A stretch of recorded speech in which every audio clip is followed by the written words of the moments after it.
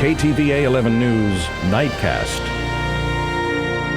As we continue our series tonight, Season of Sacrifice, we look at how the people on the Kuskokwim River near Bethel have adapted to the ban on king salmon fishing. KTVA 11's Rhonda McBride takes us to some fish camps to see how people are coping. Rhonda. Well, Joe and Emily, from their rich, buttery taste just to their sheer size, you can understand why thousands of households on the Kuskokwim are mourning their loss. But in this season of sacrifice, people have had to seek alternatives.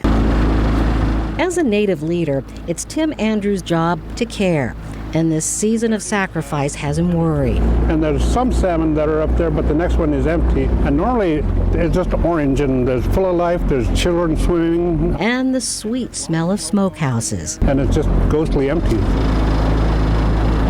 Some families have managed to put up fish using nets with smaller mesh.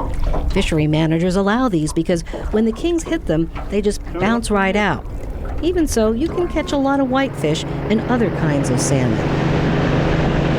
We stomp in on the Larsons, who have done a great job of navigating around all the restrictions. Hi.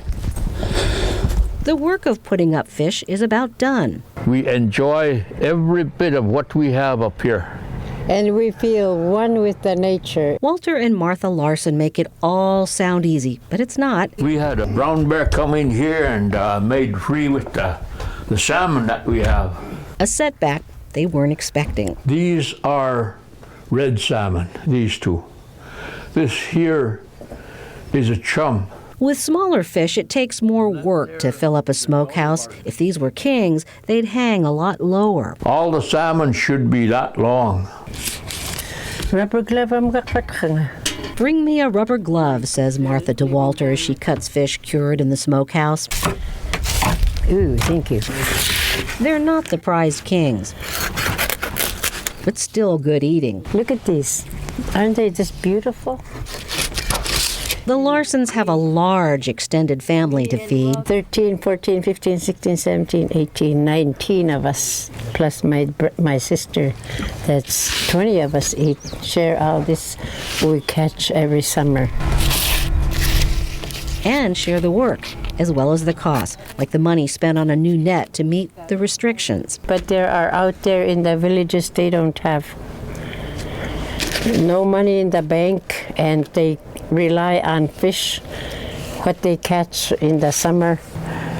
The signs are already troubling. Someone raided their neighbor's smokehouse. All the fish that they had sweated for was all gone because someone came along that didn't have it and decided to take all of it. Cut deep into the subsistence lifestyle, core values that now seem as threatened as the kings. What makes the pain sharper? Frustration over increasing state and federal limits on fishing. Tim Andrew compares it to regulating a grocery store. The only way that you can possibly go to the grocery store is with a bicycle. And the only amount that you can possibly get from a grocery store is the basket in front of you. And also, you can only get meat from 1 till 3 o'clock in the afternoon.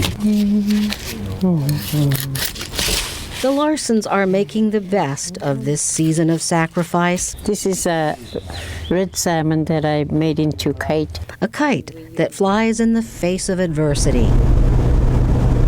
Our course on Fish Camp 101 barely plumbs the depths of a deep river of knowledge. Now, in this series, many of you have wanted to see some kings, but people weren't catching them. Of course, it's illegal to do so, but I did ask people on Facebook to send me some photos of Kusko kings so you can appreciate the scale. This is a photo sent to us from Tommy Bayakok, his late father, Pavlos, taken back in the mid-90s. Just look at that. It's probably almost as tall as me. So you can see why they're so prized. That's one fish that probably fed lots of people. So Rhonda, you were out there for a few days. Did you try the fish? I did. I tried some of those red salmon strips. And I'll tell you, they were great. I mean, everybody loves kings, but those are pretty darn good. I wouldn't pass them up. Yeah, who would?